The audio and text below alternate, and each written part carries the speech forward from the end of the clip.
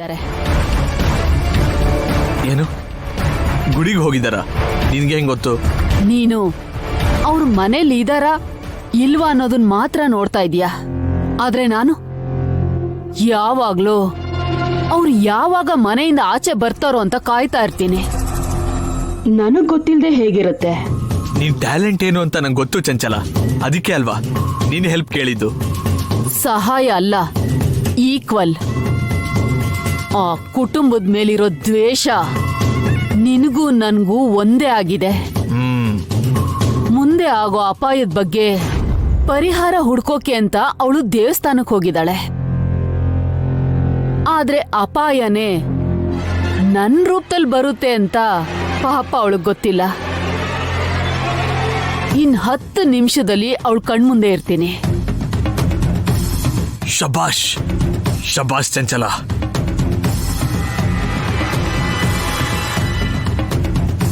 ಈ chance miss ಆಗ್ಬಾರ್ದು ಚಂಚಲ.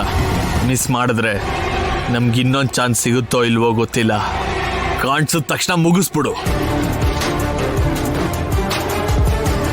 ಆಮೇಲೆ ಅವ್ರ ಸಾವನ್ನೇ ಮುಂದಿಟ್ಕೊಂಡು ಇಲ್ಲಿ ಏನ್ ಮಾಡ್ಬೇಕೋ ನಾನು ಅದನ್ನ ಮಾಡ್ತೀನಿ. ಸರಿ, ಅವ್ರ ಪ್ರಾಣ ತೆಗೆದ್ಮೇಲೆ ನಾನೇ ಫೋನ್ ಮಾಡ್ತೀನಿ. ಓಕೆ. ಹೇಯ್, ನಡೀರೋ. ಓಂ ನಮಃ ಶಿವಾಯ. ಓಂ ನಮಃ ಶಿವಾಯ. ಓಂ ನಮಃ ಶಿವಾಯ. ಓಂ ನಮಃ ಶಿವಾಯ. ಸ್ವಾಮಿ, ಇಲ್ಲೇ ನಮ್ಮ ಸಮಸ್ಯೆಗೆ ಪರಿಹಾರ ಇದೆ ಅಂತ ಹುಡುಕೊಂಡು ಬಂದಿದ್ದೀವಿ. ಅದನ್ನ ತಿಳ್ಕೊಳ್ಳೋ ದಾರಿ ತೋರಿಸಿ. ಶಾಪ ಸಾವಿನ ಹಾಗೆ ಕಾಡ್ತಾ ಇದೆ ಅಂತ ಆ ಮಹಾದೇವನ ಹತ್ರ ಬಂದಿದ್ದೀರಾ? ಮಾಡಿರೋ ಅಪಚಾರನ ಇಷ್ಟು ದಿನ ಮರ್ತು ಬಿಟ್ಟಿದ್ರಾ? ಇಲ್ಲ ಸ್ವಾಮಿ, ಯಾವುದನ್ನು ಮರ್ತಿಲ್ಲ. ಪರಿಹಾರ ಏನು ಅಂತ ತಿಳ್ಕೋಬೇಕು. ಇಷ್ಟು ದಿನ ಪ್ರಾಣನ ಕೈಯಲ್ಲಿಟ್ಕೊಂಡು ಬದುಕ್ತಾ ಇದ್ವಿ. ಅದನ್ನ ಅವತ್ತೇ ಹೇಳದ್ನಲ್ಲ, ಅಲಂಕಾರನೇ ಎಲ್ಲದಕ್ಕೂ ಪರಿಷ್ಕಾರ ಅಂತ. ಆ ದಾರಿ ಗೊತ್ತಿಲ್ಲದೆ ಇಷ್ಟು ದಿನಗಳು ದೂರ ಇದ್ದಿದ್ದು ಸ್ವಾಮಿ. ಆ ದಾರಿ ಗೊತ್ತಾದ್ರೂ ಮಾವನವ್ರ ಆತ್ಮನ ಯಾರೋ ಬಂಧಿಸ್ಬಿಟ್ಟಿದ್ದಾರೆ. ಹಾಗಾಗಿ ಅವ್ರ ಕಡೆಯಿಂದಾನು ಯಾವ ಸಹಾಯನೂ ಇಲ್ಲ. ಇವಾಗ ಪರಿಹಾರ ಇಲ್ಲಿದೆ ಅಂತ ಗೊತ್ತಾಯ್ತು, ಅದಕ್ಕೆ ಹುಡ್ಕೊಂಡು ಬಂದ್ವಿ. ಶಿವಾನುಗ್ರಹ ಪಡ್ಕೊಂಡಿರೋ ಆ ಆತ್ಮ ಸಾವನ್ನ ಹೊಂದಿದ ದಿನ ಬಂಧನದಿಂದ ವಿಮುಕ್ತಿಯಾಗಿ ಮತ್ತೆ ನಿಮಗೆ ಸಹಾಯ ಮಾಡುತ್ತೆ. ಆದರೆ ಅಷ್ಟರಲ್ಲಿ ಅಪಾಯ ಹುಡ್ಕೊಂಡು ಬರುತ್ತೆ ಸ್ವಾಮಿ.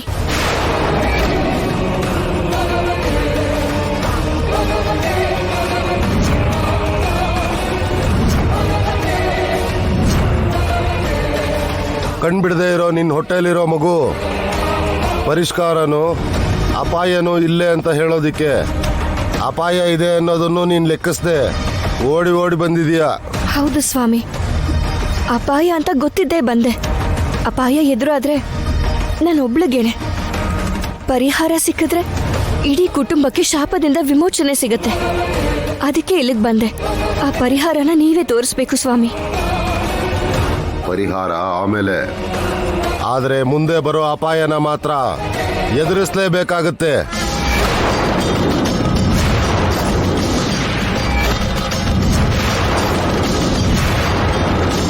ಹೇಳ್ದೆ ಅಲ್ವಾ ಸ್ವಾಮಿ, ಯಾವುದನ್ನಾದ್ರೂ ಎದುರಿಸ್ತೀನಿ, ಗೆಲ್ತೀನಿ. ಕಡೆಗೆ ಬಲಿಯಾಗೋದಕ್ಕೂ ಕೂಡ ಸಿದ್ಧಾನೆ. ವೈದೇಹಿ, ನೀನ್ ಸುಮ್ನಿರಕ್ಕ. ನನ್ನ ಕುಟುಂಬನ ಕಾಪಾಡ್ಕೊಳ್ಳೋದಕ್ಕೆ ದಾರಿ ಏನು ಅಂತ ತಿಳ್ಕೋಬೇಕು ಸ್ವಾಮಿ. ಆ ಒಡವೆಗಳೆಲ್ಲಿದ್ದು ತಿಳ್ಕೋಬೇಕು. ಶಾಪ ವಿಮೋಚನೆ ಆಗ್ಬೇಕು. ಶಾಪ ವಿಮೋಚನೆ ಆಗುತ್ತೆ, ಆದರೆ ಅದಕ್ಕೋಸ್ಕರ ಬರೋ ಹುಣ್ಣಿಮೆ ದಿನ ಪ್ರಾತಃ ಕಾಲದಲ್ಲಿ ಮೃತ್ಯುಂಜಯ ಹೋಮ ನಡಿಬೇಕು. ವೈದೇಹಿ, ವೈದೇಹಿ, ಅಶ್ಶೋ, ವೈದೇಹಿ, ವೈದೇಹಿ. ಎಲ್ಲೂ ಇಲ್ಲ. ಅಪ್ಪಿ ತಪ್ಪಿ ಚಂಚಲನ ಹತ್ರ ಸಿಕ್ಕಾಕೊಂಡ್ಲಾ? ತನ್ನನ್ ಕಾಪಾಡೋಕೋಸ್ಕರ ನೀನೇ ಅಪಾಯಕ್ಕೆ ಸಿಕ್ಕಾಕೊಂಡ್ಯಾ? ಯಾಕೆ ಈ ಕೆಲಸ ಮಾಡ್ದೆ? ನೀನ್ ಇಲ್ಲ ಅಂದ್ರೆ ನಮ್ ಮನೆಗ್ ವಾರಸ್ದಾರ ಸಿಗೋದಿಲ್ಲ. ಅಯ್ಯೋ, ನಮ್ ವಂಶ ನಿರ್ವಂಶ ಆಗತ್ತೆ. ನಿಂಗೇನೂ ಆಗಕ್ ಬಿಡಲ್ಲ, ನಾನ್ ಕಾಪಾಡ್ತೀನಿ.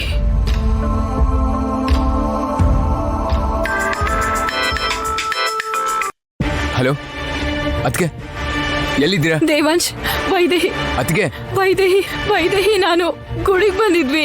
ಆದ್ರೆ ಏನಾಯ್ತು? ಯಾಕೆ ಅಳ್ತಾ ಇದ್ದೀರಾ? ದೇವಾಂಶ್, ಏನಾಗ್ಬಾರ್ದು ಅಂತ ಭಯ ಪಟ್ಟಿದ್ನೋ ಅದೇ ಆಗೋಯ್ತು. ಇಲ್ಲಿಗೆ ಚಂಚಲ ಕೂಡ ಬಂದಿದ್ಲು. ನನ್ನ ಕೊಲ್ಲಕ್ ಬಂದ್ಲು. ಆವಾಗ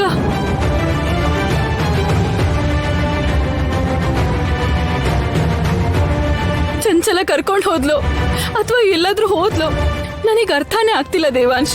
ಇಂಥದ್ದೇನಾದ್ರೂ ಆಗ್ಬಹುದಂತಾನೆ ಹೋಗೋದ್ ಬೇಡ ಅಂತ ಹೇಳಿದ್ದೆ. ನನ್ಗೂ ಇಲ್ಲಿಗೆ ಬರೋ ತನಕ ವಿಷಯ ಗೊತ್ತಿರ್ಲಿಲ್ಲ ದೇವಾಂಶ್. ಇಲ್ಲ ಅಂದಿದ್ರೆ ಇಲ್ಲಿವರೆಗೂ ಬರೋಕೆ ಬಿಡ್ತಿರ್ಲಿಲ್ಲ. ಭಯ ಆಗ್ತಿದೆ ದೇವಾಂಶ್, ನೀನ್ ಬೇಗ ಬಾ. ಬರ್ತಾ ಇದ್ದೀನಿ ಅದಕ್ಕೆ, ಬರ್ತಾ ಇದ್ದೀನಿ. ವೈದೇಹಿ,